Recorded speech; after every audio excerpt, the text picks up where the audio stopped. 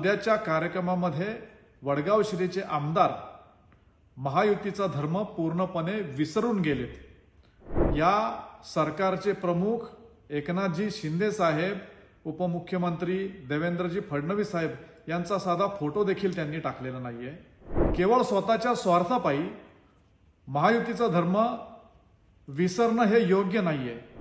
वडगाव श्री विधानसभा मतदारसंघामध्ये उद्या सकाळी 300 कोटी रुपयांच्या विकास कामांचं भूमिपूजन होत आहे।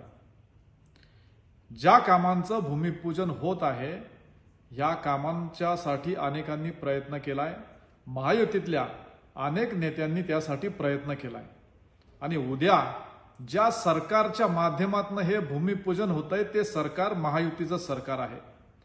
त्या महायुतीमध्ये भारतीय जनता पार्टी, शिवसेना, राष्ट्रवादी काँग्रेस हे एकत्रितरित्या काम करत आहेत।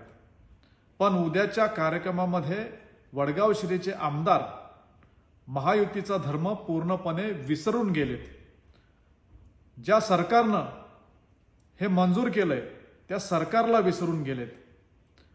या सरकारचे प्रमुख एकनाथजी शिंदे साहेब, उपमुख्यमंत्री देवेंद्रजी फडणवीस साहेब यांचा साधा फोटो देखील त्यांनी टाकलेला नाहीये।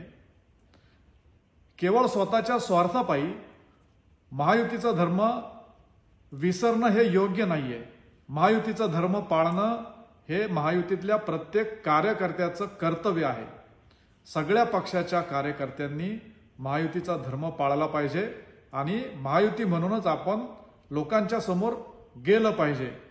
पण केवळ भारतीय जनता पार्टी आणि शिवसेना, आरपीआयच्या कार्यकर्त्यांनीच वडगाव श्रीमध्ये महायुतीचा धर्म पाळायचा का, असा प्रश्न आता आमच्यासारख्या कार्यकर्त्यांना पडत आहे।